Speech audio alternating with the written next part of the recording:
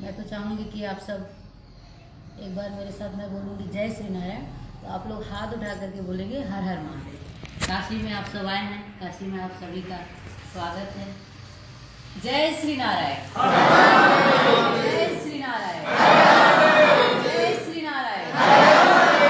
मुझे गुरुदेव की जय, मुझे गुरुदेव की जय, मुझे गुरुदेव की जय। मेरे प्यारे भाइयों एवं बहनों एवं उपस्थित आप सभी शिक्षकगण, मैं ब्रह्मप्रिया नम्रता कमलनी आप सभी का अपने इस सारनाथ आश्रम में आप सभी का स्वागत करती हूँ। मेरा बहुत सारा प्यार आप सभी को। आप लोग यहाँ घूमने के लिए आए हैं, तो इसलिए चूँकि सारनाथ है तो सारनाथ के बारे में आपको बताना थोड़ा सा ज़रूरी समझूंगी। सारनाथ बौद्ध स्थली है। भगवान बुद्ध के बारे में आपने सुना होगा। तो ये बौद्ध स्थली है।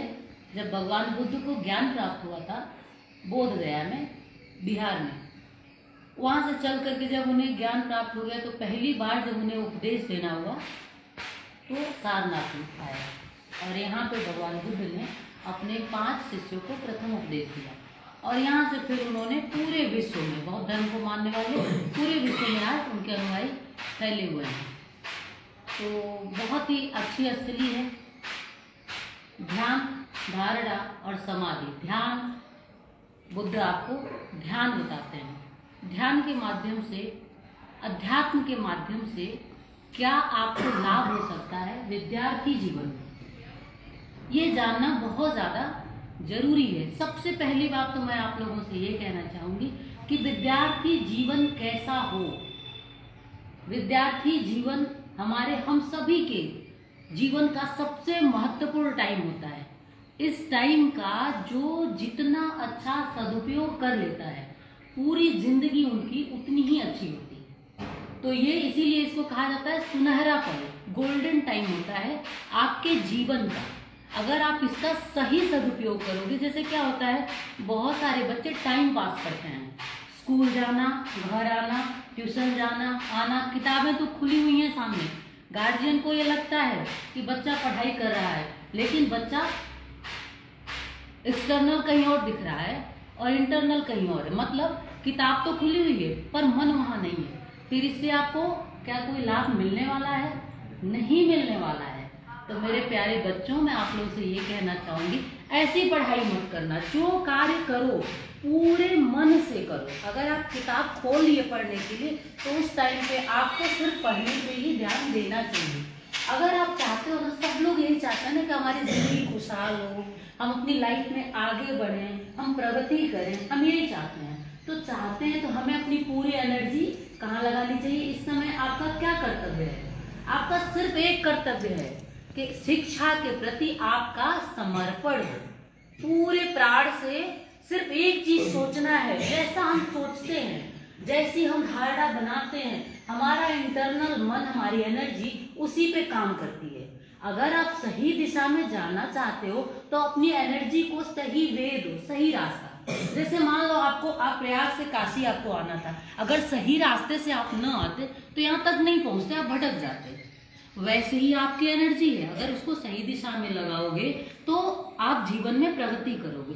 सही दिशा में नहीं लगाओगे तो आप अपने जीवन में फेल हो जाओगे। कोई भी जिंदगी में फ्लॉप नहीं होना चाहता, फेल नहीं होना। फेल का मतलब सिर्फ इतना नहीं होता है कि कुछ नंबर हम पा लेते हैं, उसको पास और फेल अपनी जिंदगी में जोड़ लेते हैं। मैं ये समझती हूँ कि पूरे जीवन काल को अगर आप देखिए तो कैसा आपने अपने जीवन का उपयोग किया। और हम भारत में रहते हैं, ये हमारे जीवन के लिए गौरव का विषय है कि हम भारतीय हैं। हमारे भारत से अध्यात्म ले करके अंतर जगत में प्रवेश करके पूरा विश्व इस चीज का लाभ उठाता है। तो ध्यान से आपको कैसे लाभ मिलेगा? एक होता है, एक बाह्य जगत है आपका, ये एक जीवन है जो, जैसे कि शिक्षा। शिक्षक आपको शिक्षा देता है और गुरु आपको दीक्षा देता है। शिक्षा और दीक्षा दोनों बहुत ज्यादा जरूरी। जैसे शिक्षा अधूरी है संस्कार के बिना। संस्कार क्या है? जैसे अच्छे बात, अच्छे व्यवहार, कैसे लोगों से मिलना है, कैसे बात करना है, अगर बच्चों में ये चीजें नहीं है, सिर्फ किताबी ज्ञान अगर आपके पास हो और व्यवहारिक जीवन आपके पास नहीं हो, तो भी आप अपनी जिंदगी में पीछे रह जाएंगे। अगर किसी से मुस्कुराते हुए मिलो, सबसे पहली बात क्या है, आप तो खिलखिलाते हुए ही जो जीवन है ना, इससे बेहतर जीवन आपको कभी नहीं मिल सकता है। और मिल भी सकता है कब, जब इसका सदुपयोग कर ले हम।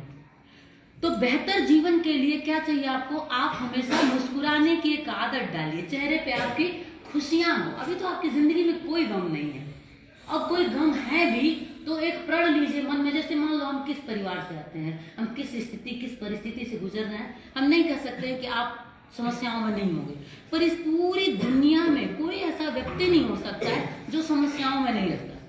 सबके जीवन में कुछ ना कुछ उतार चढ़ाव, कहीं मान लो आर्थिक स्थितियां खराब हैं तो कहीं किसी ना किसी तरह की नाना प्रकार की जीवन में समस्याएं रहती हैं। हमें समस्याओं पे ध्यान नहीं देना है, हमें समाधान पे ध्यान देना है। और हमें ये सोचना है कि हमारा जो मस्तिष्क है वो समस्या पैदा कर रहा है या समाधान पैदा कर रहा है। अगर हमारा मस्तिष्क समस्या पैदा कर रहा है, जैसे कुछ लोगों की आदत होती है वो हमेशा समस्या पे ही विचार करते हैं कि आपके जीवन में ये समस्या है, हम इस बैकग्राउंड से आते हैं, हमारे पास पैसे नहीं है, हम गांव में रहते हैं, हम गरीब परिवार से, ऐसे नाना प्रकार की स्थितियां, ठीक है। तो अगर ये क्या हो रहा है, अगर ये विचार करेंगे तो हमारा फोकस कहाँ पे है, समस्याओं पे। तो फिर क्रिएट क्या होगा हमारी लाइफ में, समस्या। तो हमें उस पे ध्यान नहीं देना है, समाधान पे ध्यान देना है। और हमेशा अपना एनालिसिस करना है कि मैं सही दिशा में जा रहा हूँ कि नहीं जा रहा हूँ, सही दिशा में मैं जा रही हूँ कि नहीं जा रही हूँ, अपनी ऊर्जा का सदुपयोग कर रही हूँ या नहीं कर रही हूँ। जीवन में एक लक्ष्य बनाओ, लक्ष्य निर्धारित करो। अगर लक्ष्य निर्धारित करते हो और सही दिशा में चलते हो तो निश्चित ही आप अपने जीवन में सफलता पाएंगे।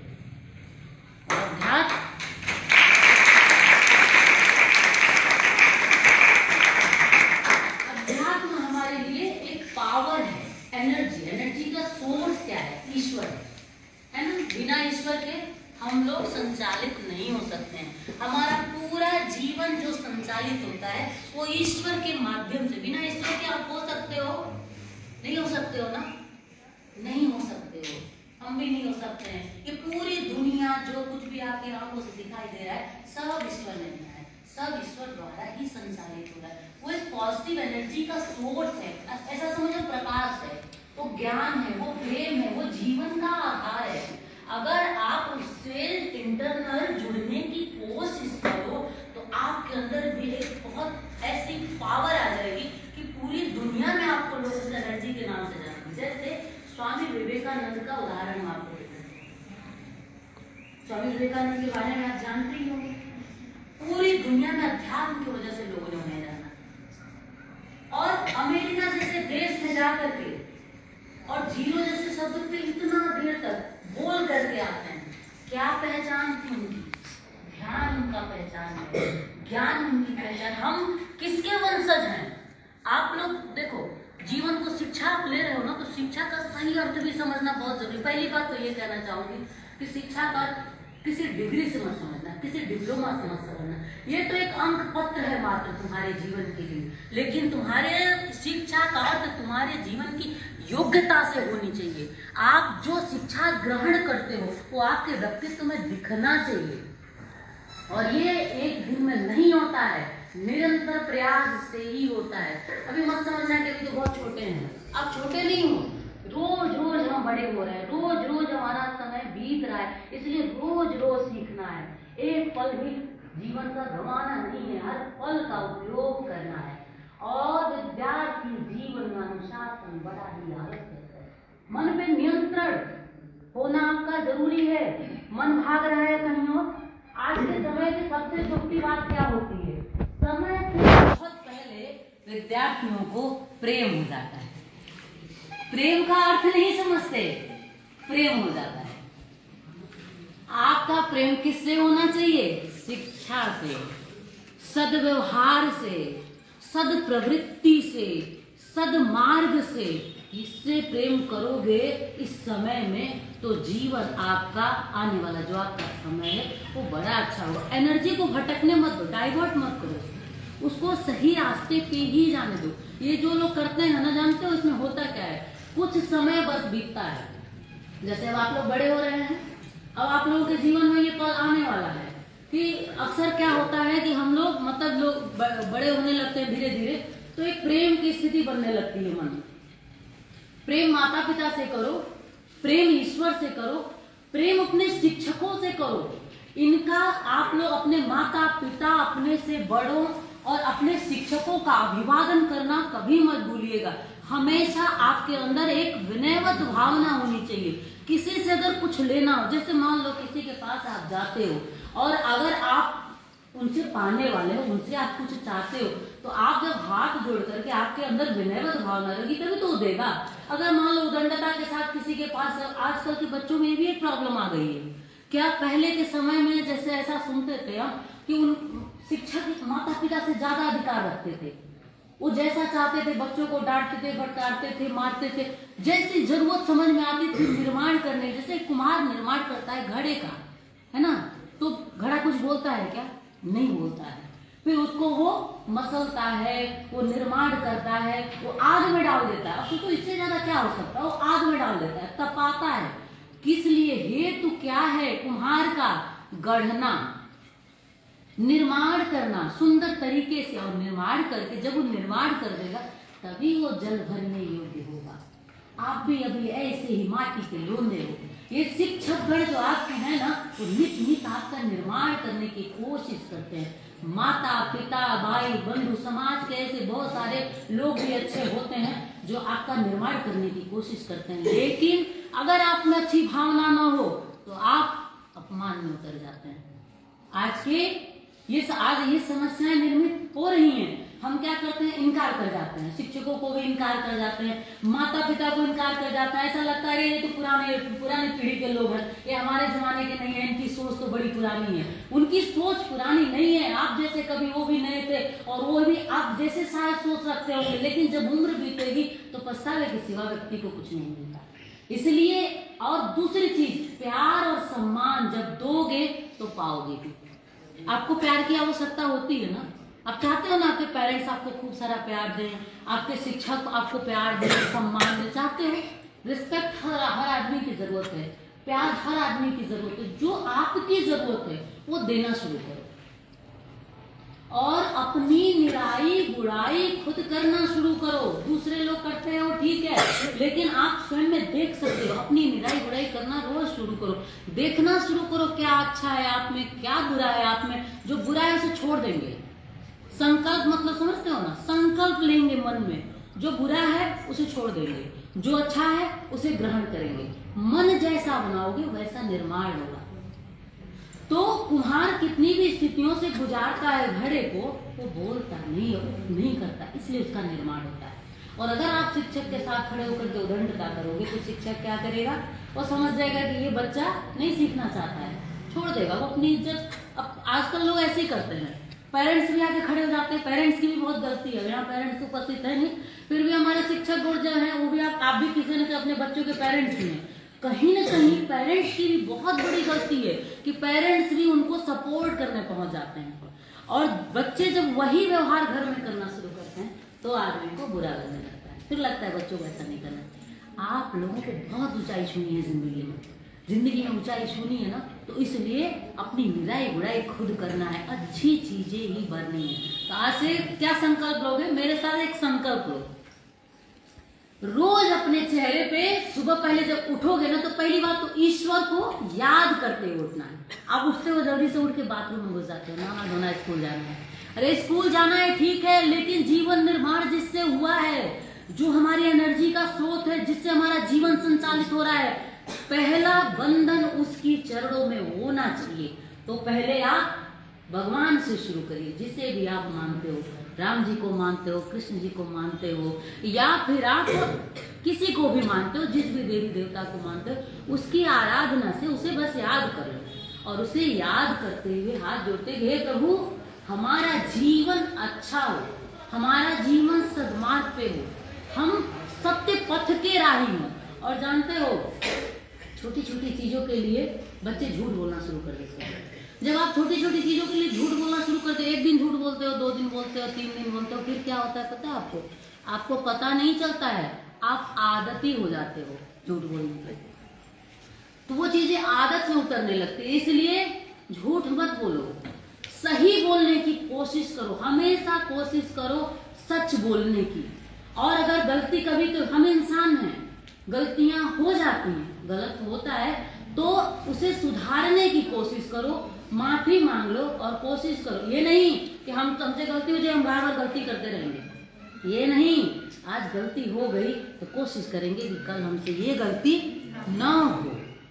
और जीवन जो आपका, जैसे आप कला बनाते हो ना, तो स्केच करते हो, सुंदर रंग भरते हो, जितना अच्छा रंग भरते चले जाते हो जीवन उतना सुंदर होता चला जाता है। वैसे ही आपका ये जीवन है और बहुत ही प्यारा जीवन है। हम मनुष्य हैं, हमें सभी, बहुत सारे जीव हैं इस संसार सागर में, लेकिन सबसे श्रेष्ठ मनुष्य को माना गया सिर्फ इसलिए कि हम चेतना की स्थिति में हैं और हम ही हैं कि हम चैतन्यता की स्थिति में भी हो सकते, मतलब भगवत्ता को धारण कर सकते। मैं तो कहती हूँ साधारण बनने की क्यों सोचे, क्यों ना राम बनने की सोचे, क्यों ना कृष्ण बनने की सोचे, क्यों ना बुद्ध और महावीर बनने की सोचे। श्रेष्ठता को ही हमेशा, जब किसी को देखना ना तो श्रेष्ठता को, सूर्य की ओर देखोगे ना तो तुम्हारे अंदर जरूर दिया तो जरूर बन जाओगे। तो इसलिए हमेशा ऊंचाई की ओर देखो और कोशिश भी ऐसा ही करो और मन से सारी समस्याओं को निकाल दो। समस्या के समाधान हम बनेंगे। मैं बचपन से ऐसे ही स्वभाव की रही हूँ, नाना प्रकार की समस्याओं से आप गुजरते हो, मैं भी गुजरी हूँ, लेकिन जीवन में एक लक्ष्य था कि कुछ अच्छा करना है इस संसार में। जीवन पाया है तो सदुपयोग करना है। मैं ईश्वर से मैं आपको एक बात बताती हूँ, मैं प्रार्थना क्या करती थी, भगवान आपने ये हाथ दिया है ना तो इसका उपयोग कर लेना, मेरे हाथों से अच्छा कार्य कराना, ये जीवन दिया है ना तो इसका उपयोग कर। जानती नहीं थी तब, आपको तो मैं बता रही हूँ, हमारे जैसे बहुत सारे लोग बताने वाले ऊपर, तब मैं अध्यात्म से नहीं जुड़ी थी, बहुत समय बाद मैंने दीक्षा लिया, लेकिन प्रार्थना एक हृदय से निकलती थी। और आज मेरी पुस्तकें हैं ब्रह्मवाणी, विधि पल के, कर लो आसमां मुट्ठी में, मोटिवेशनल है, कर लो आसमां मुट्ठी में। तो हाथों का उपयोग ईश्वर ने किया, मन प्रार्थना में था ना, तो दोनों चीजें करना है। एक प्रयास करना है, अकेला प्रयास करोगे संसार में तो अधूरे रह जाओगे, एक प्रयास करना है और एक ईश्वर से हाथ जोड़ करके प्रार्थना। वो सर्वशक्तिमान है, उसकी शक्ति जब आपके साथ हो जाएगी ना तो निश्चित इस संसार में आप जीत जाओगे। मैं चाहती हूँ संसार में आपकी जीत हो, मैं चाहती हूँ आप अपनी लाइफ में सक्सेस हो, सफल हो जाए अपनी जिंदगी में। इसलिए आप सद्गुणों को अपनाने की कोशिश करो और हमेशा अच्छी चीजों को दोस्त बनाना। दोस्त बहुत सारे लोगों को हम लोग बना लेते हैं, लेकिन अगर मान लो कोई आपका बड़ा अच्छा दोस्त है, वो अच्छे मार्ग पे नहीं है, तो पहला काम ये करना कि अच्छा उसे सिखाना कि देखो ये सही मार्ग नहीं है, इधर मत चलो। ऐसा नशा, छोटे छोटे बच्चे रहते हैं आजकल, पता चलता है क्या है, तुम्हारी चीज है ये, क्या कर रहे हो, नशा ही करना है तो प्रभु का नशा करो ना, सद्गुणों का नशा करो ना, क्यों ना जीवन को आनंद की ओर लेना है। अब इस समय क्या रखा है कि कुछ मन लिए और खा लिए, कुछ है क्या इसमें। और जिंदगी में लोग सिगरेट बड़ा शौक से पीते हैं, छोटे छोटे बच्चे, आज क्या कहानियां हो गई हैं। जिंदगी धुएं में उड़ाने के लिए नहीं मिली है, जिंदगी कुछ पाने के लिए मिली है। ये अपने जीवन में अगर सूत्र अपना लोगे ना तो निश्चित तुम्हारे जीवन में एक दिन सफलता होगी, एक दिन उच्चता होगी। और मैं तो कहती हूँ ऐसे दायित्व तो सिर्फ आप, कुछ लोग अपने प्रति दायित्व तो समझते हैं, बड़ी संकीर्ण सोच है, कुछ लोग घर परिवार के प्रति सोचते हैं, बहुत कम लोग होते हैं जो समाज के प्रति सोचते हैं। मैं तो कहती हूँ ऐसी सोच लेकर के चलो कि पूरे विश्व को बदल के रख देना है, शांति का संदेश देना है, ज्ञान का संदेश देना है, ध्यान का संदेश देना है, शिक्षा का संदेश देना है, प्रेम का संदेश देना है। और शिक्षा और दीक्षा दोनों लेना। एक संसार का मार्ग शिक्षक बताता है और एक सद्गुरु जो सार तत्व की भी आपको शिक्षा देता है। और सार के बिना हमारा जीवन अधूरा। सार मतलब समझते हो, ईश्वर, उसी को सार तत्व कहा गया है और उसके बिना हमारा जीवन अधूरा है। इसलिए आप दोनों शिक्षा और दीक्षा दोनों स्थितियों में चलिए, बड़ा अच्छा रहेगा।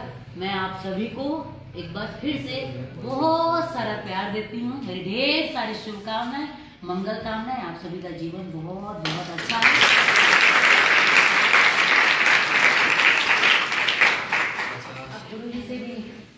सबको मैं चाहूंगी कि प्रेम आशीष मिले।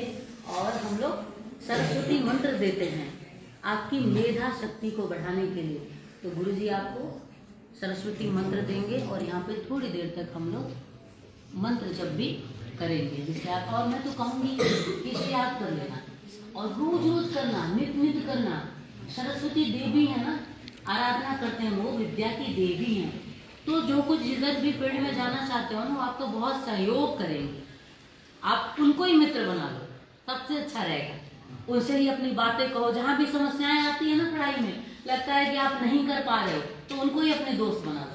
दोस्त भी बनाना, छोटे मोटे लोगों को मत बनाना।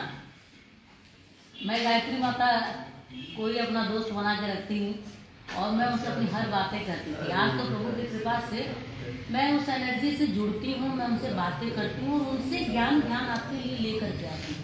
तो अभी तो स्थिति अलग हो गई है, लेकिन जब मैं आपकी स्थिति में थी तो भी मैं गायत्री माता को बहुत मानती थी और मैं उनसे अपनी सारी बातें करती थी। ऐसा समझ लो कि एक पागलपन की वो स्थिति भी थी कि जैसे आप अपने घर में बातें करते हो, मैं उनसे ही सब बोलती थी। मैं कहीं जा रही हूँ, मैं जा रही हूँ, आप देख लीजिएगा, मैं जा रही हूँ, आप मेरा साथ दीजिएगा। मैं वैसे ही आप लोगों को करती हूँ कि देवी देवताओं को अपना साथी बनाओ और उनकी एनर्जी का सदुपयोग अपने जीवन में करके आगे बढ़ जाओ।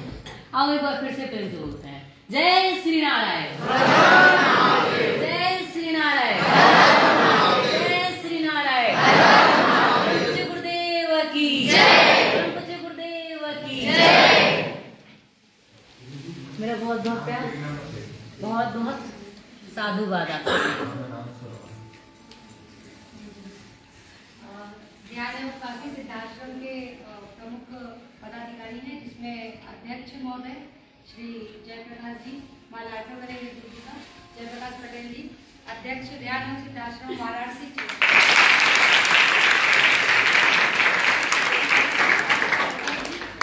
महासचिव महोदय ध्यान एवं काशी सिद्धाश्रम से मां लाडो करेंगे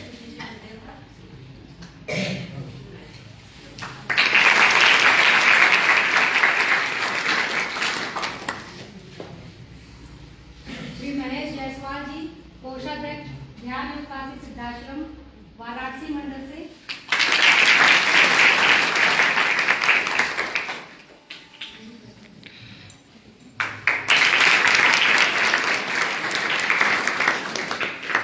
श्री वीरू तिवारी जी, प्रमुख सदस्य ध्यान एवं सिद्धाश्रम वाराणसी मंडल, वीरू जी माला पर।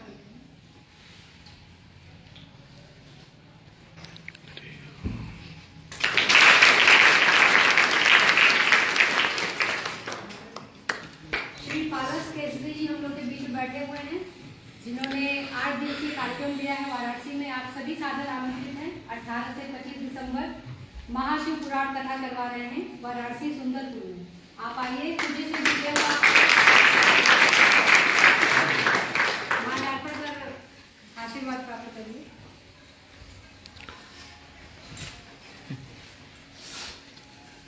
आठ दिवसीय भव्य सत्संग साधना शिविर 18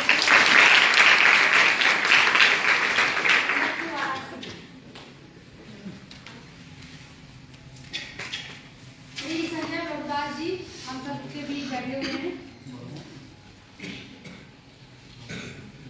ध्यान एवं काशी सिद्धाश्रम के बहुत ही प्रमुख गणमान्य हैं और 8 दिवसीय सत्संग साधना शिविर के प्रमुख संयोजक में भी हैं श्री संजय प्रभुदास जी।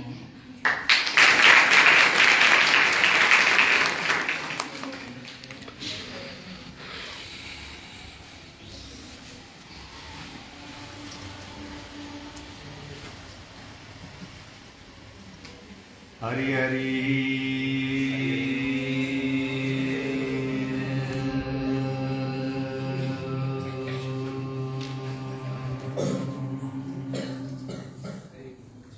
आप मेरे साथ प्यार से 3 बार ओम का नाद करेंगे। अ के उच्चारण से 3 अक्षर होते हैं ओम में, अ, उ, म। अ का उच्चारण लघु काल तक और ऊ का उच्चारण दीर्घ काल तक और म का उच्चारण करना ही नहीं होता। होठ बंद होने के बाद स्वतः एक ध्वनि आपके नासा से निकलती है। म में होठ बंद हो जाते हैं, वो नाभि को केंद्रित करता है।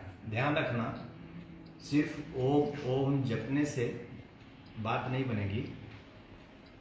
हमारे मस्तिष्क प्रधान वर्ड अक्षर है, तो मस्तिष्क को पूर्णतः जागृत करने के लिए, बुद्धि कक्ष को भी जागृत करने के लिए, नहीं कहते कि वह बुद्धिमान है, इसको जागृत करने के लिए अ का उच्चारण करना होता है। अगर आप आंखें बंद करके अपने मस्तिष्क पे ध्यान दें तो अ पूरी तरह से आपके मस्तिष्क को जागृत कर सकता है। तो हम प्रयोग कर सकते हैं 3 बार उच्चारण करके। आंखें बंद करें और 3 बार उच्चारण करें।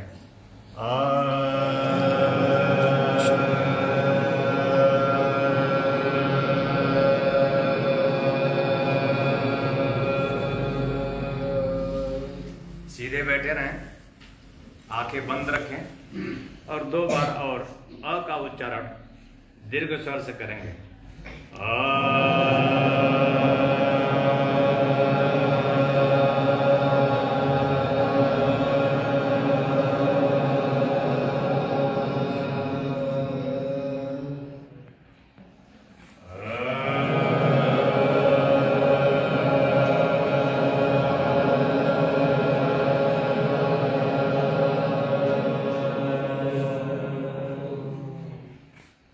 अब हम ओम के दूसरे अक्षर पे ऊ पे आएंगे और ऊ का उच्चारण हम हृदय पर केंद्रित करके करेंगे।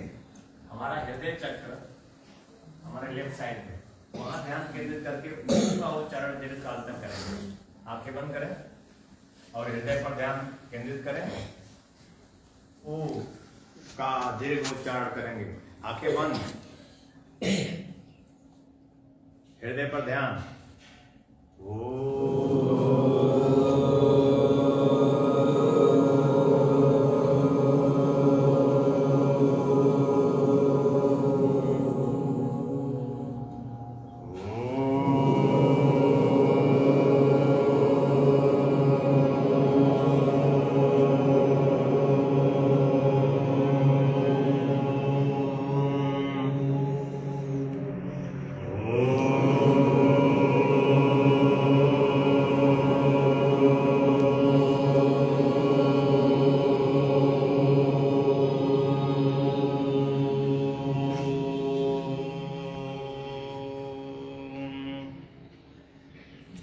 अब ओम के तीसरे वर्ड अक्षर म का उच्चारण करेंगे, लेकिन जब मुंह खोल के करेंगे तो अ आएगा, इसलिए मुंह बंद रखेंगे, होठ बंद हो जाता है और इसका केंद्र नाभि है। तो ये तीनों अक्षर हमारे मस्तिष्क, हृदय और नाभि का प्रतिनिधित्व करते हैं, यही इनके केंद्र है। और यही 3 केंद्र अगर हमारे जागृत हो जाएं तो हम जीवन के किसी भी क्षेत्र में पूर्ण सफलता प्राप्त कर सकते हैं। हमारे केंद्र सुप्त हैं, इसलिए हमें कम समझ है, कम ज्ञान है, हम विज्ञान से कम ज्ञान अर्जित कर पाते हैं। हमारे अंदर से ही ज्ञान और विज्ञान दोनों उद्भूत होता है। लेकिन एक विद्यार्थी अगर नित्य केवल 11 बार भी इस ओम ध्वनि का उच्चारण करे, ओम मूलतः ध्वनि रूप में माना जाता है, तो म का उच्चारण करने के लिए हम होठ बंद रखेंगे और नाक से ध्वनि आएगी। आंखें बंद, नाभि पर ध्यान करेंगे।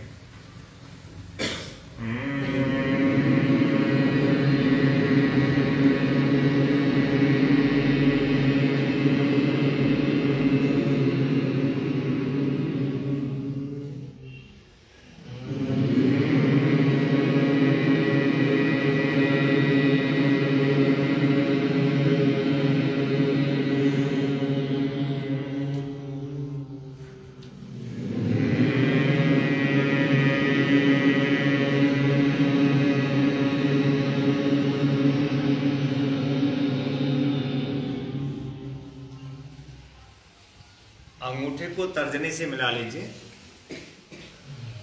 और इस तरह से मुद्रा बनाइए और इस तरह से अपने घुटने पर रख लीजिए और सीधे बैठिए। रीढ़ की हड्डी सीधी होनी चाहिए। कभी भी विद्यार्थी टेढ़े मेढ़े ना बैठे, हमेशा सीधे बैठे, क्योंकि ऊर्जा नीचे से ऊपर की ओर उठती है। अब हम ओम का एक साथ 3 बार उच्चारण करेंगे।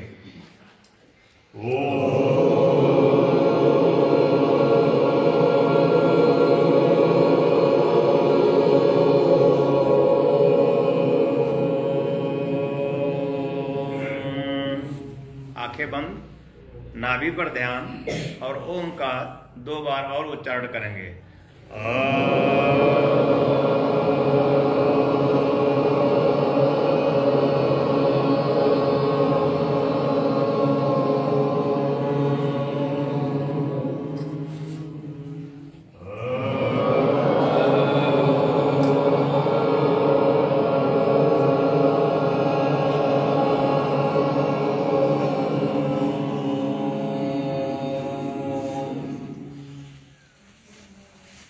अंतर महसूस हो रहा होगा। अगर यह प्रयोग हम नित्य 11 बार करें, सुबह, दोपहर, शाम, या नहीं तो दोपहर नहीं सुबह शाम, जब सूर्योदय होता है और जब सूर्यास्त होता है, उस समय बैठ के ओम का नाद करो, तुम्हारे जीवन में तुम्हें पीछे कोई ढकेल नहीं सकता। तुम हमेशा निरंतर आगे की ओर बढ़ोगे। केवल ओम के नाद से तुम्हारे जीवन में पूर्णता, संपूर्णता और सफलता, श्रेष्ठता, सर्वोच्चता प्राप्त होगी। केवल ओम के नाद में ऐसा है। और मैं तुम सबको दीक्षित कर रहा हूँ, मैं तुम सबका गुरु निर्देशित कर रहा हूँ और अधिकार भी दे रहा हूँ। ओम का नाद करो, घर पे जाकर नित्य सुबह और शाम करोगे। जय श्री नारायण बोलो। करोगे? करोगे? अगर करोगे तो जो कह रहा है वही हो जाओगे। नर नारायण कैसे बनता है? यही नर नारायण बन जाता है। राम भी ऐसे ही जन्मे, कृष्ण ऐसे जन्मे, बुद्ध ऐसे जन्मे, राधा ऐसे जन्मी, मीरा ऐसे जन्मी। तुम भी ऐसे ही जन्म लियो और मैं तुम्हारा गुरु भी ऐसे ही जन्म लिया हूं। मेरा बहुत बहुत आशीर्वाद, शुभकामना, शुभाशीष ओम के लिए। अब एक बार जोर से हरि ओम।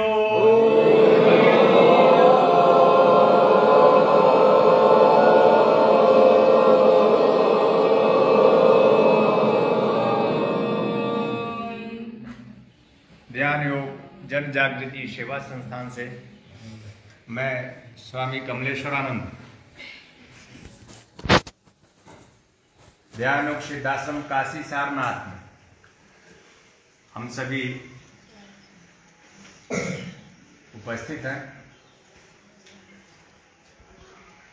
यह आपके जीवन का सौभाग्य है जो निर्मित हुआ है श्री अनुराग पांडे जी के माध्यम से, क्योंकि वो एक श्रेष्ठतर विचारधारा से युक्त हैं। सिर्फ नाम ही अनुराग नहीं है, उनका जीवन भी अनुराग से पूर्ण है। मन पवित्र, हृदय गदगद और आंखों में एक नमी, जीवन ज्योति की अभिप्सा लिए हुए मनुष्य जीवन की श्रेष्ठता, संपूर्णता और सफलता को, मानव जीवन के ध्येय और लक्ष्य को, तो जो परमात्मा है, कहीं न कहीं अंतस में एक प्यास है उनके, जिसके लिए उनके अंदर ऐसे सद्विचार, ऐसी सदचेतना प्रादुर्भाव होता है कि आपको सारनाथ में गुरु की चेतना से पूर्ण कर देना चाहते हैं। मैं चाहूंगा कि उनका स्वागत तालियों से किया जाए।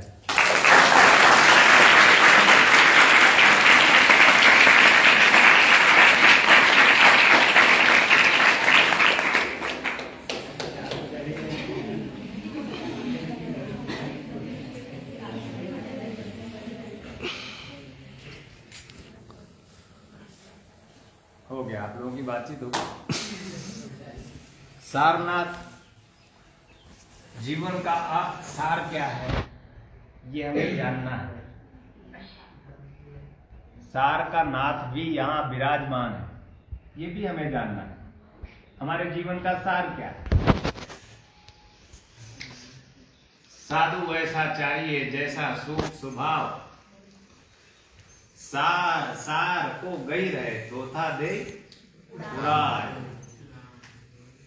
पढ़े होंगे आप। वो करे सार सार को गही रहे, सात उन सद्गुणों से जाना जाता है। ईश्वर के जो सद्गुण है उन्हें ग्रहण करना है। ईश्वर का सद्गुण है दया, ममता, करुणा और प्रेम। ये ईश्वरीय सद्गुण है। हर एक विद्यार्थी में दया, ममता, करुणा और प्रेम होना चाहिए उसके हृदय में। कैसे होगा गुरुदेव?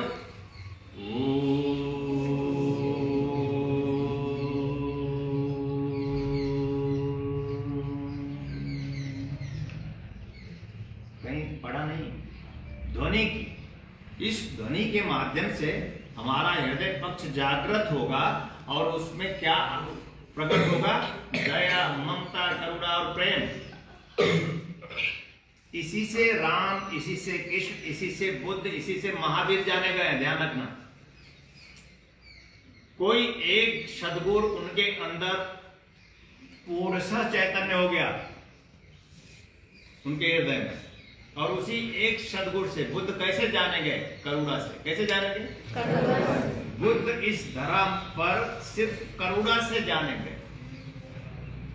राम कैसे जाने गए? त्याग से, शील से, मर्यादा से। ये एक गुण राम को राम बना देता है। राम मतलब राम को भगवान बना देता है। यानी परमात्मा का ये सद्गुण जिस जीव में, जिस विद्यार्थी में, जिस प्राणी मात्र में प्रकट होगा, वह इस धरा पर जाना जाएगा उसके नाम से।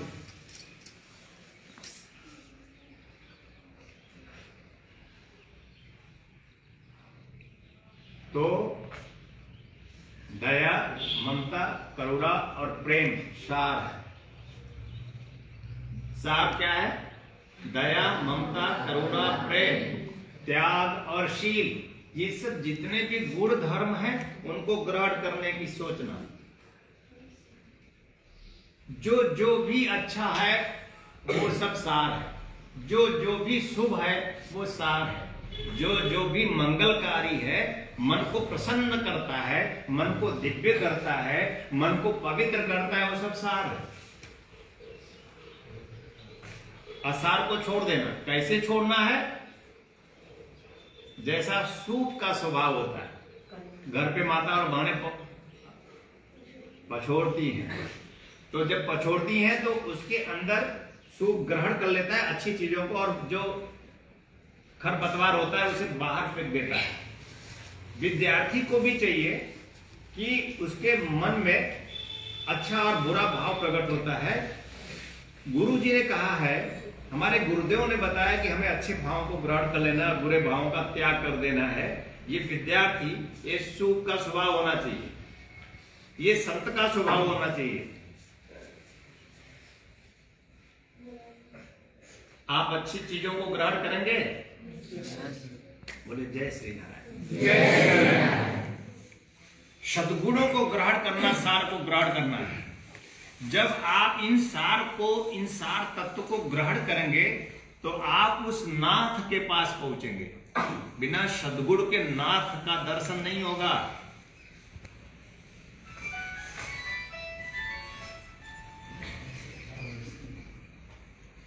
सार क्या है? अब थोड़ा और आपके पास लाते हैं। इसे तो बाहर से बटोरा, अच्छी चीजों को, शुभ चीजों को, मंगलकारी चीजों को, सद्गुणों को, कि दया, ममता, करुणा और प्रेम। सार, श्वास। जीवन का सार क्या है? श्वास। कहीं मिलता है ये? कहीं खरीद सकते हैं इसे?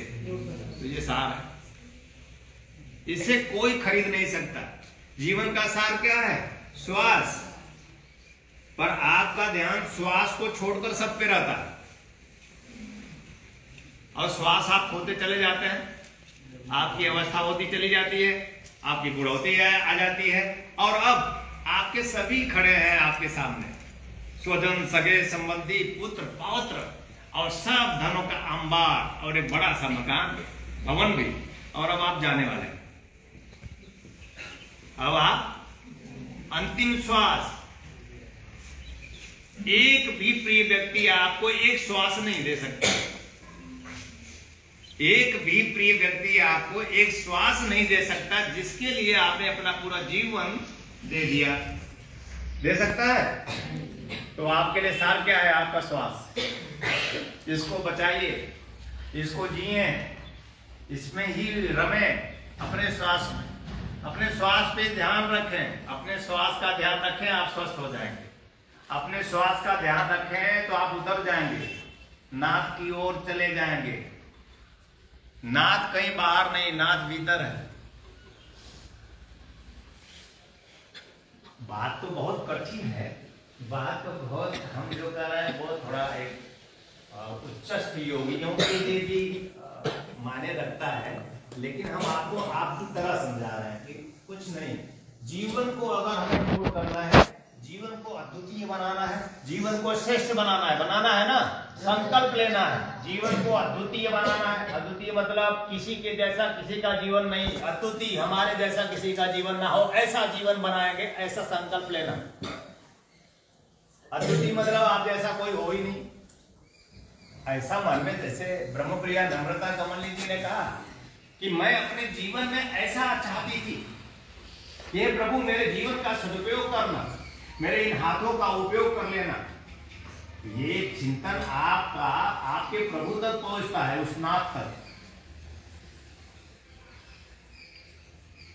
तो सार श्वास है, सार प्राण है, सार आत्मा है, और जो इसे प्राप्त कर लेता है उससे उसका नाश मिल जाता है।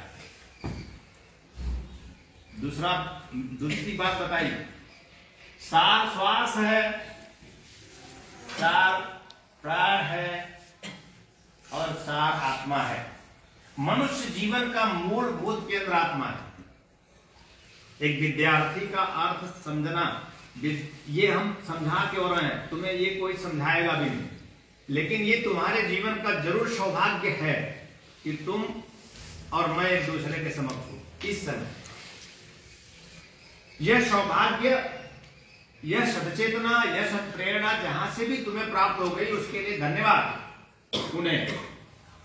ये उनके जीवन का भी पूर्ण और प्रताप। ये प्रभु का ही एक महाखेल है कि आप में सद्विचार आते हैं, आप में सदचेतना आती है, आप में सत्प्रेरणा आती है और आप उस ओर चल पड़ते हैं जहां जीवन के सार का तत्व है।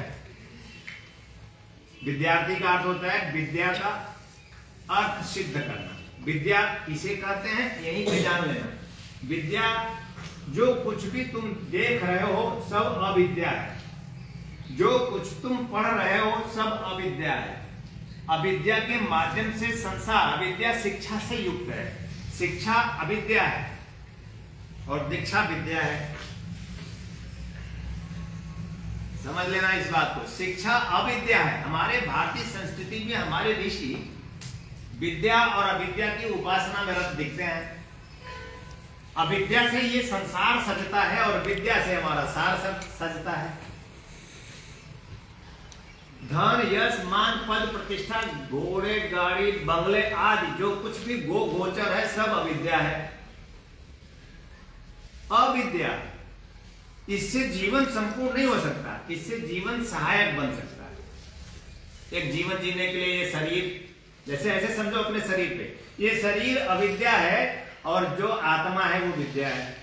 अपने ही शरीर में समझ लो, ये शरीर साधन है, अविद्या है, और इसमें जो प्राण आत्मा है वो विद्या है। तो विद्या क्या है? विद्यार्थी किसे कहते हैं? विद्या उस प्राण, उस आत्मा, उस परमात्मा, जीवन के उस परम प्रकाश को प्राप्त कर लेना, विद्या प्राप्त कर लेना। ठीक ना? तो जीवन का सार, श्वास, प्राण, आत्मा परमात्मा है, और विद्या का भी अर्थ श्वास, प्राण, आत्मा, परमात्मा, जीवन का परमानंद है। मैं संक्षिप्त बात कहना चाहता हूं, जीवन का सार ये है कि तुम विद्या और अविद्या दोनों के उपासक बनो। सिर्फ अविद्या का उपासना करके तुम समाप्त हो जाओगे, तुम सामान्य जीवन जीकर समाप्त हो जाओगे। लेकिन अगर साथ में कोई गुरु मिल जाए हमारे जीवन में तो विद्या और अविद्या में समन्वय कर देता है, भौतिक और आध्यात्मिक जीवन में समन्वय कर देता है। जहां पर या तो दो प्रकार के व्यक्ति मिलते हैं, कहते हैं कि सब बेकार है, अध्यात्म कुछ होता नहीं, आत्मा परमात्मा कुछ होता नहीं, ईश्वर जैसी कोई चीज नहीं। या कुछ लोग ऐसे मिलते हैं, अरे सब बेकार है, धन आसमान पर प्रतिष्ठा सब मोह माया है, ये कुछ होता नहीं। दो ही प्रकार के व्यक्ति मिलते हैं। कभी कभी कोई कोई एक ऐसा गुरु इस धरा पर अवतरित होता है जो कहता है दोनों हमारी आवश्यकता है, दोनों मुझसे ही उद्भूत है और दोनों मुझ में ही समाहित हो जाते हैं, मुझसे ही उत्पन्न होते हैं और इन दोनों से हमारा जीवन पूर्ण होता है, साधन से भी और साध्य से भी। या तो हम सिर्फ साधन के पुजारी होते हैं या सिर्फ साध्य के पुजारी होते हैं, दोनों अधूरे होते हैं। मैं तुम्हें विद्यार्थी बनाना चाहता हूं, विद्या बाहर और विद्या भीतर दोनों के अर्थों को सिद्ध करना चाहता हूं। कैसे सिद्ध होगा? राजराजेश्वरी सरस्वती साधना के माध्यम से, राजेश्वरी सरस्वती दीक्षा के माध्यम से हम विद्या के अर्थ को सिद्ध कर सकते हैं, साधन और साध्य दोनों प्राप्त कर सकते हैं जो हमारी आवश्यकता है। एक छोटा सा कहानी तुम्हारे लिए कहता हूं। रामानुजम का नाम सुना था? सुने हो कि नहीं सुना? कितने लोग सुने? रामानुज ये कक्षा 7 तक पढ़ा हुआ विद्यार्थी है, 7वीं कक्षा तक, और माता पिता पढ़ा नहीं सकते, गरीबी थी। लोग कहते हैं गरीबी में मैं कैसे पढ़ सकता हूं? मुझे ऐसा लगता है दुनिया में जितने भी maximum IAS, PCS, doctor, engineer बने हुए हैं सब गरीब ही बने। कभी भी अमीर आदमी आईएएस नहीं बनता, ध्यान रखें। आईएएस जब भी बनेगा तो गरीब आदमी बनेगा, आपको बात छोड़ो। डॉक्टर, इंजीनियर, आईएएस, पीसीएस जितने भी श्रेष्ठतर स्थितियों में लोग पहुंचे हैं वो कहीं भी विपरीत परिस्थितियों से निकले हुए हमारे तेज प्रकाश हैं। गरीब आदमी खूब ऊंचाई छूता है, अमीर आदमी कुछ नहीं छू पाता, वो जो है वही को जी खा के मर जाता है। गरीब आदमी इस दुनिया में यानी विपरीत परिस्थितियों से निकला हुआ तेज ही अपने आप में इस संसार को चलाता है। समझ में आ गया? तो गरीबी यानी तुम्हारी परिस्थितियां, तुम्हारे पास ये नहीं है, वो नहीं है, ऐसा नहीं है, वैसा नहीं, इसलिए तुम ऐसा नहीं कर सकते। मैं कहता हूं कि तुम ही अधिकारी हो, तुम ऐसा कर सकते हो। परिस्थितियों से तुम कभी भी परेशान मत होना, जो है उसी में रहते हुए कुछ अच्छा सोचना, आगे बढ़ जाओगे। तो रामानुज एक संत के पास जाते हैं अपने पिता के साथ। वो बच्चा है, एक 7वीं कक्षा तक पढ़ा है, और संत से रामानुज कौतूहल में कह देते हैं कि मुझे भी कुछ दीजिए। तो संत हंसते हैं कि तुम्हें क्या दूं? ठीक है, तुम एक मंत्र ले लो। तो रामानुज को उस संत ने एक मंत्र दिया, बोलो ओम ऐम ऐम ओम, ओम ऐम ऐम ओम। यही मंत्र रामानुज को मिल गया। बोले कि इसे ही जपते रहना, तुम्हें प्राप्त हो जाएगा। और इस मंत्र को रामानुज ने जपना शुरू किया कौतूहल में, मन में, ओम ऐम ओम। वो मंत्र से करने लगा। पैसे के कारण, गरीबी के कारण वो पढ़ नहीं पा रहा था स्कूल, लेकिन इस मंत्र के माध्यम से रामानुज गणितज्ञ बने। हमें मंत्र पर विश्वास नहीं, सदगुरु वैद्य वचन विश्वास है। अगर सदगुरु के वाणी पर, वचन पर, उसके द्वारा दिए गए मंत्र पर आप विश्वास करो तो वही विश्वास फलदायक हो, यानी वह विश्वास ही फलदायक के रूप में आपको फल प्राप्ति के रूप में प्राप्त हो जाता है। आपको भी जो मंत्र प्राप्त हो उसे आप जपेंगे तो निश्चित रूप से आप अद्वितीय बनेंगे, श्रेष्ठ बनेंगे। और अगर आप लीन हो गए तो आप रामानुज से कम नहीं बनेंगे, और आप लीन नहीं हो पाते।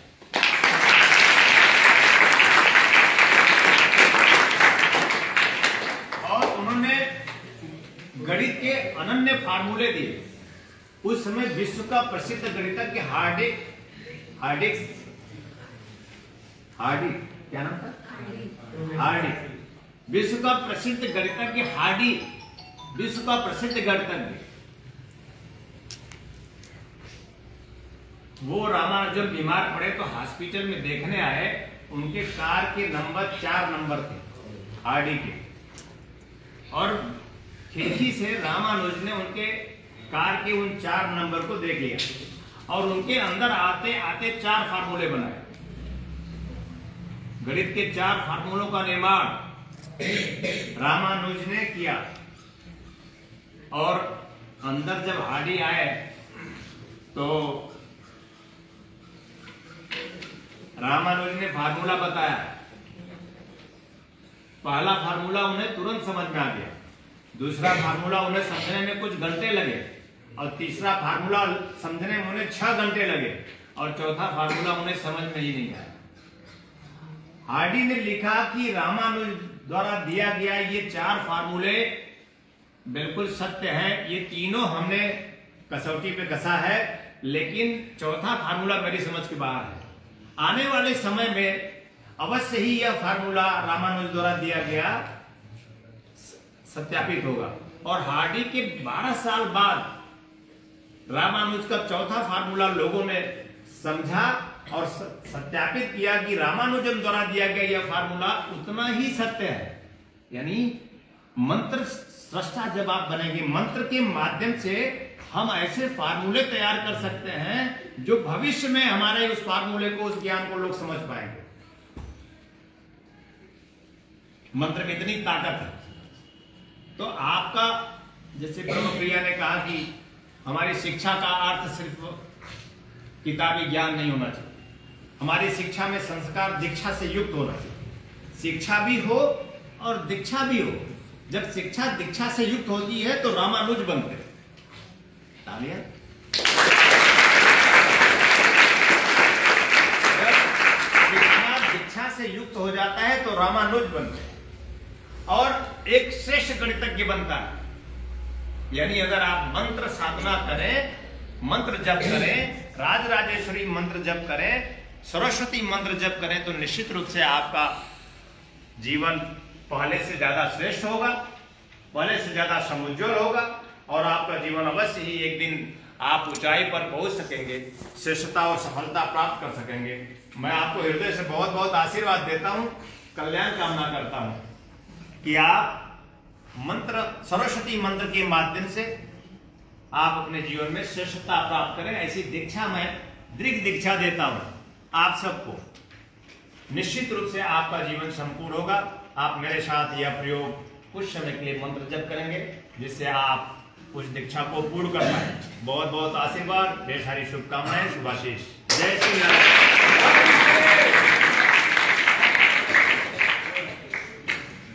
3 बार फिर ओम का नाद करेंगे। हरि ओम,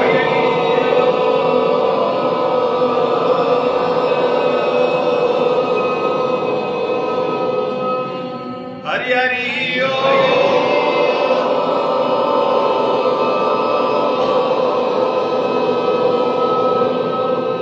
हरि हरि ओम।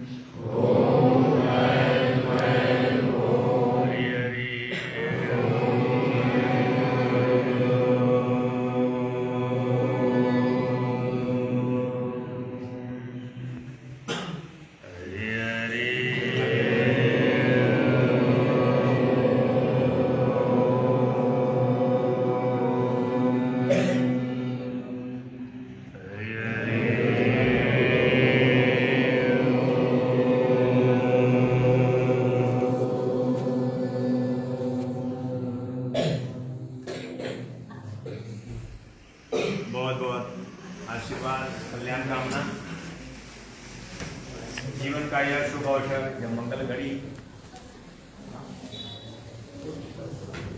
धर्मावती मानव उत्थान इंटर कॉलेज, लक्षागृह हंडिया प्रयागराज से। व्यवस्थापक प्रधानाचार्य श्रीमती रंजिता पांडे जी, आप आए और ब्रह्मप्रिया जी को माल्यार्पण करें। श्री अनुराग पांडे जी, श्रीमती रंजिता पांडे जी, व्यवस्थापक प्रधानाचार्य धर्मावती मानव उत्थान इंटर कॉलेज, लाक्षागृह हंडिया से, प्रयागराज से। इनके लिए जोरदार तालियां।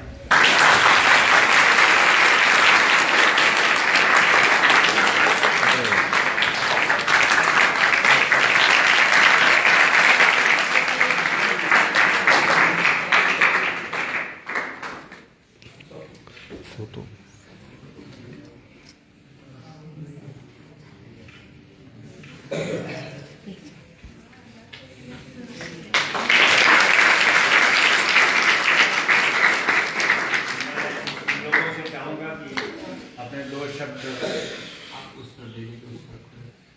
दो शब्द अपने अमृतवाणी के रूप में विद्यार्थियों के समक्ष रखें। मेरा बहुत बहुत आशीर्वाद।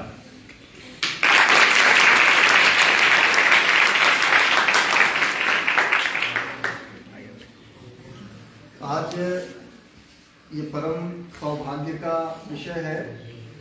हमारे जीवन का तो एक बहुत ही मूल्यवान समय है जिसको हम जीवन पर्यंत सजो कर रखेंगे कि आज परम पूज्य गुरुदेव महाराज का हमको आशीर्वाद प्राप्त हुआ। हम अपने इन छोटे बच्चों को बताना चाहते हैं, बहुत समय, लंबा समय तो नहीं हुआ, एक छोटे समय से ही अभी हम गुरुजी से परिचित हुए हैं, लगभग 6-1 महीने से। लेकिन 6-1 महीने में 1-2 कार्यक्रम गुरुजी का हमने देखा, हम गए। जैसा तुम्हारे मन में भाव उठ रहा है कि कैसे हैं गुरुजी, क्या है, क्यों करते हैं, क्यों जरूरी है, क्यों आना है, ऐसे ही भाव के साथ हम भी गए। लेकिन जब हम एक कार्यक्रम में गए तो वहां 10-1 हजार लोगों की भीड़, और गुरुजी के चरण रज लेने के लिए लोगों को हमने व्याकुल देखा। माने इस तरीके से भाग रहे थे, इस तरीके से लाइन में लगे थे कि गुरुजी के चरण की रज हमको किसी तरीके से मिल जाए। तो हम बहुत भाव विभोर हुए। फिर हमको ये महसूस हुआ, अरे ये वही गुरुजी हैं जो हमको बुला के अपने पास बैठाए थे, हमको आशीर्वाद दिए थे। ये जो तुम देख रहे हो, ये आशीर्वाद स्वरूप गुरुजी ने हमको लगभग 6-1 महीने पहले दिया था। हम इसको सजो के रखते हैं। हम कहीं धार्मिक स्थल पे जाते हैं तब इसको लेके जाते हैं। अन्यथा की स्थिति में जहां हम धन संचय करते हैं वहां पर इस गमछे को अपने लपेट कर हम रखते हैं।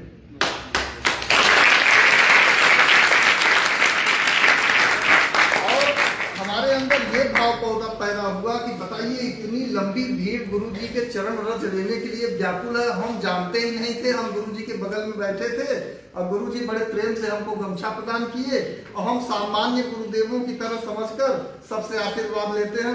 परम पूज्य से भी आशीर्वाद लेकर हम चले आए। लेकिन जब हमने देखा, जब वो अनुभूति किए, तो हमको एहसास हुआ कि नहीं, हमारे बच्चों को भी, हमारे परिवार को भी, हमारे पत्नी को भी, हमारे बच्चे को भी ये एहसास होना चाहिए कि हाँ, इस धरा पर भी शक्तियां विराजमान हैं जिसके आशीर्वाद से सरल और सुगम बना सकते हैं। उसी कड़ी में हम आज मौका हमको मिला तो हम तुम लोगों को बिना बताए, हम बताते तो हो सकता था तुम लोगों के मन में ये भाव पैदा होता। यंग जनरेशन है ना कि सर जी कहाँ लेके चल रहे हैं जबरदस्ती, ये सब तो हम टीवी पे देख लेते हैं, सुन लेते हैं। लेकिन वो प्रत्यक्ष दर्शन कराने के लिए हम तुमको आज यहाँ आश्रम तक ले आए। अब हम गुरुजी से तुम लोगों के ही समक्ष हम आग्रह करेंगे कि बहुत जल्द हम गुरुजी से निवेदन करेंगे कि विद्यालय में आए। इतने ही बच्चों को नहीं, संपूर्ण हमारे विद्यालय के बच्चों को और हमारे विद्यालय के गार्जियन को भी अपना आशीष प्रदान करें, जिससे हमारा आपका मिलना सार्थक हो सके।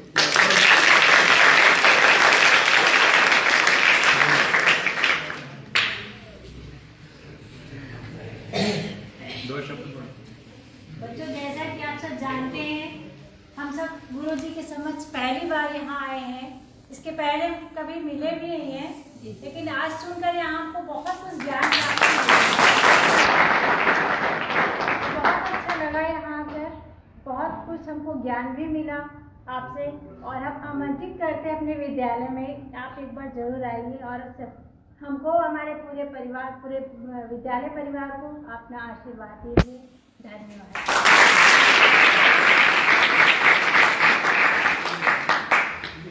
हमारे बीच में उपस्थित हैं मुंबई से श्री राम ब्रिज सिंह जी, जो अभी इस समय वर्तमान में जौनपुर उत्तर प्रदेश में रहते हैं। वो शिक्षा निरीक्षक रहे हैं मुंबई में और एक बहुत लंबा सफर अनुभवों के साथ है। इनके लिए जोरदार तालियां।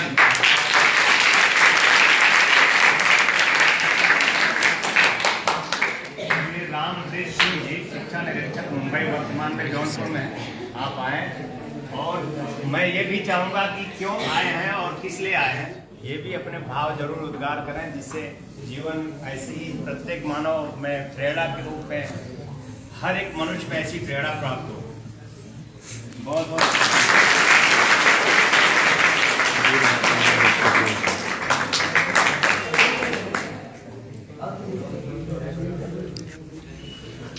दो शब्द।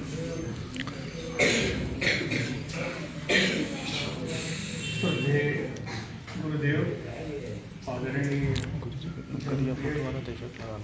और हमारे सामने उपस्थित शिक्षक बंधुओं और प्यारे बच्चों, आज यहाँ जो ये दिव्य कार्यक्रम हुआ, क्योंकि हम अपने बच्चों को सब कुछ दे पाते हैं लेकिन सत्संस्कार नहीं दे पाते हैं। आज उसका एक ताज़ा उदाहरण है एक श्रद्धा नामक युवती का, जो इसी तरह से प्रेम में बह गई थी, जो कच्ची उम्र का प्यार होता है, जिसे लोग पता नहीं क्या समझ लेते।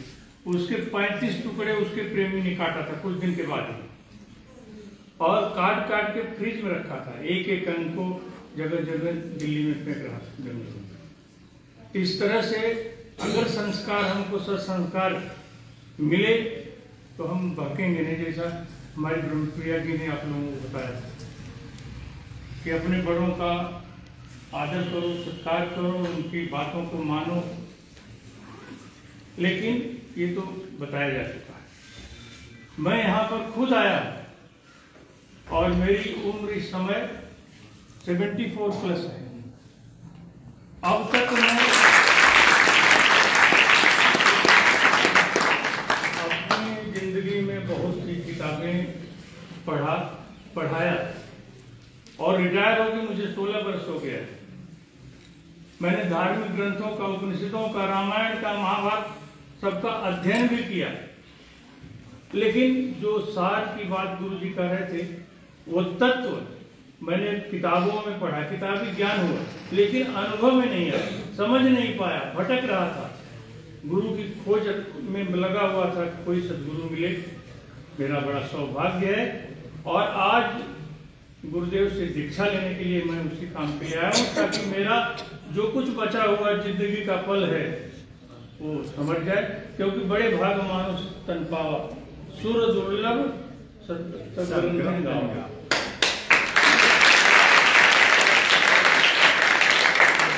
को भी अगर कुछ करना होता है तो उन्हें मनुष्य बनना पड़ता है। तो ये बड़े भाग्य से मिला हुआ है और इस जन्म का एकमात्र लक्ष्य है उस परमात्मा तत्व को जानना, जिसे सार कहा गया है। उसी का ज्ञान आज गुरु जी से लेने के लिए मैं आया हूँ। अगर मैं सफल हो गया तो मेरा जीवन धन्य होगा, गुरु जी की कृपा होगी तो जरूर सफल हो जाऊंगा, इसीलिए आया हूँ।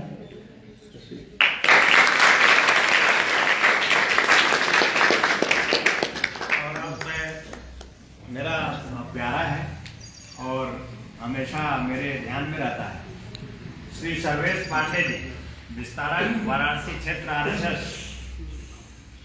मेरा स्नेही, इनके लिए जोरदार था।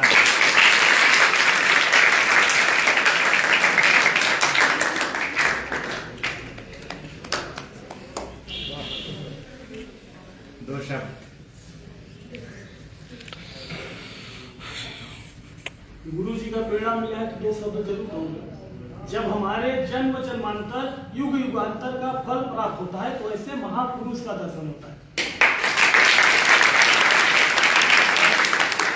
और अगर आज हम लोग यहाँ पर आ पाए हैं तो बिना गुरु जी के इच्छा के यहाँ कोई आ नहीं सकता। गुरु जी का स्नेह है कि हम लोग गुरु जी के सामने बैठे। गुरु जी के कथा में हम एक शब्द सुने थे, अगर प्यार ही करना है, प्रेम ही करना है तो गुरु से करिए, भगवान से करिए, ताकि वो हमारे जीवन की नैया को पार कर सके। हम उस देश में जन्मे हैं जहां भगवान श्री रामचंद्र जी, श्री कृष्ण चंद्र जी जन्मने के लिए तरसते हैं। हम उस भारतवर्ष में जन्मे हैं तो हम सब कुछ करके जाएं ताकि अपना जीवन सफल रहे। यही हम अपनी बात गुरु जी के करेंगे।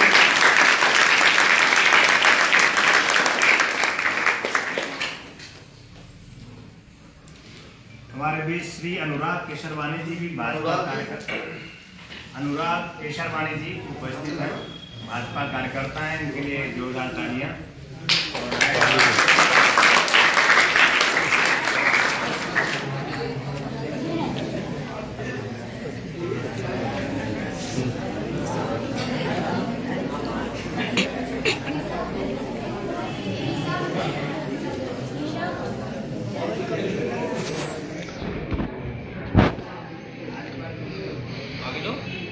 हम लोगों को अगर बात करनी है तो हम लोग बात ही करें। जय श्री नारायण। जब हम बोलेंगे जय श्री नारायण तो आप बोलेंगे हर हर महादेव। जय श्री नारायण, जय श्री नारायण, जय श्री नारायण।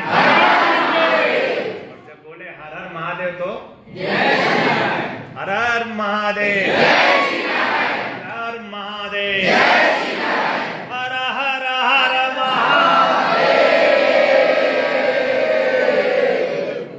शब्दों में मजा आया ना? फिर हर हर हर महादेव।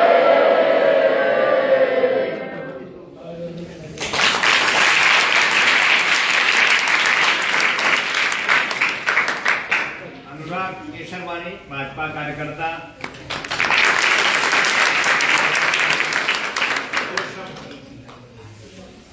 बहुत धन्यवाद। आज इस आश्रम में हमारे विद्यालय के सभी बच्चे और अभिभावकगण, अध्यापकगण यहाँ पे आए, गुरु जी के समक्ष सब लोगों ने आशीर्वाद दिया और बड़ा अच्छा लगा। और आशा करेंगे कि पुनः आपका आशीर्वाद हम लोगों के विद्यालय में हो।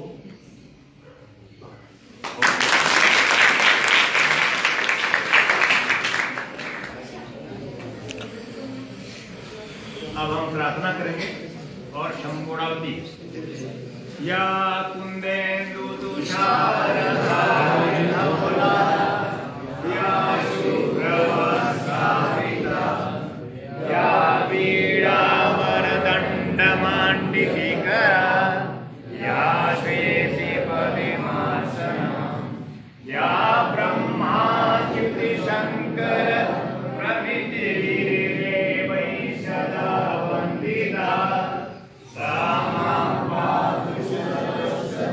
भगवती है ना, सरस्वती वंदना। इसी के बाद ओम ऐम ऐम ओम आपको जप करना है नित्य 11 मिनट या 5 मिनट, कम से कम 5 मिनट, मैक्सिमम 11 मिनट, ठीक ना? जपेंगे। कर्पूर गौरम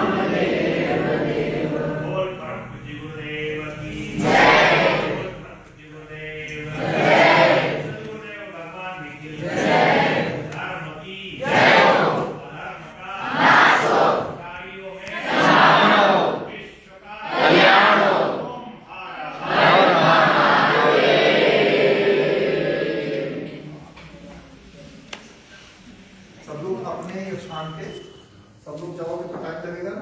सब अपने स्थान पे चरण पे गुरु जी का ध्यान करके प्रणाम करो। अपने जहाँ हो वहीं से सब लोग प्रणाम करो।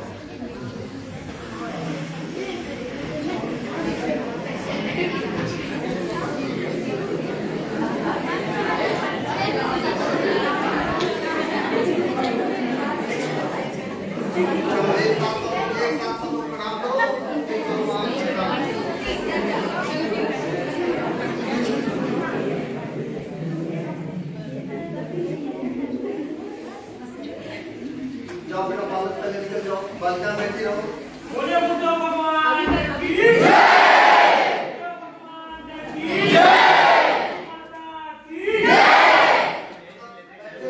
रुक जाओ, 2 मिनट के बर्तन लेके चलो गुरु जी का। रुक जाइए, रुक एक बर्तन यहाँ से।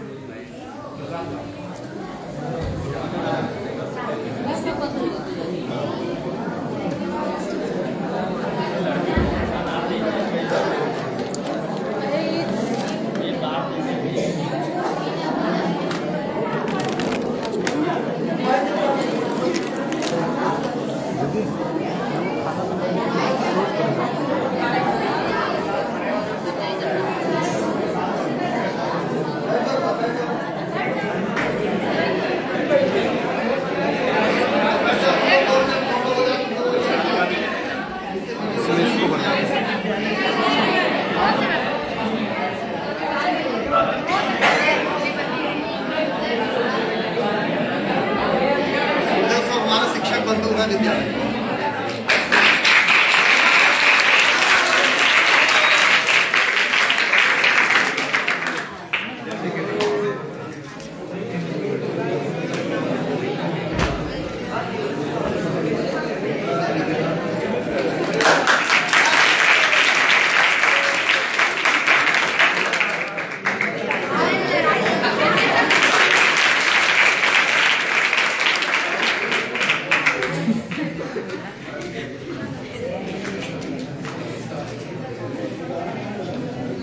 दीदी अच्छा वो प्रसाद दे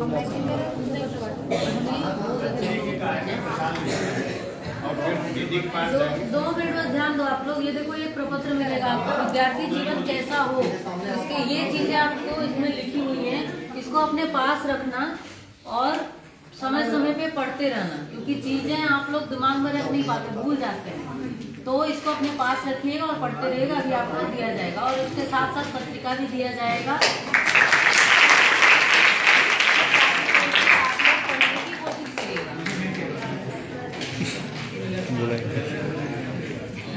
यहाँ बच्चे ये है मेन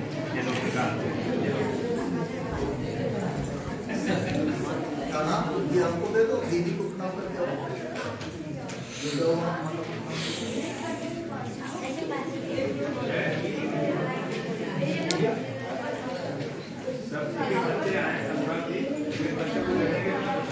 जी जाओ बेटा, इधर से जाओ, प्रसाद ले लो और प्रसाद लेके बाहर जाओ। जैसे गुरु जी को प्रणाम करो, प्रसाद लो बाहर। मेरे के बाद दीदी के पास जाएंगे और क्या क्या सुना ये प्रपत्र दे रहे हैं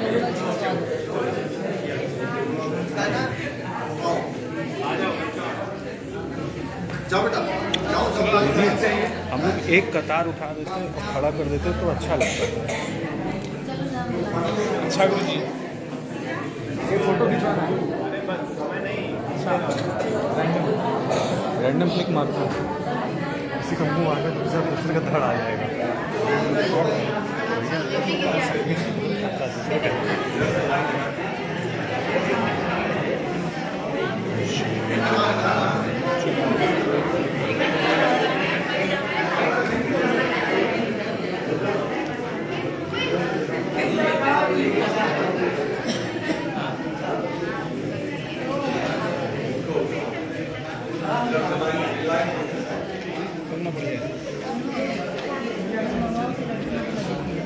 एक डब्बा मंगाओ, लड़कियों को दे देते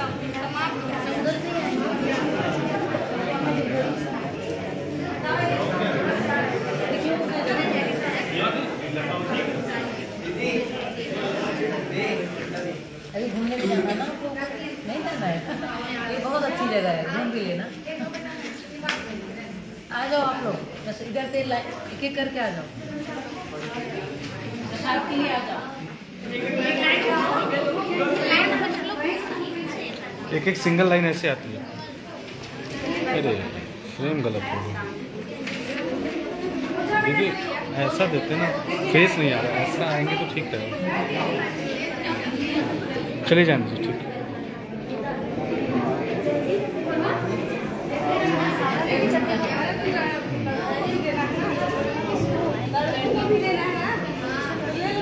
चलो बेटा, चलो बस बढ़ाते जाओ।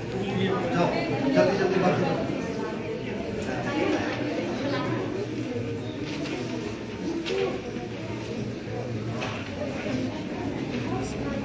जल्दी चलो बेटा, आओ फटाफट। आप लोग हमें पहले बारी बारी से आओ।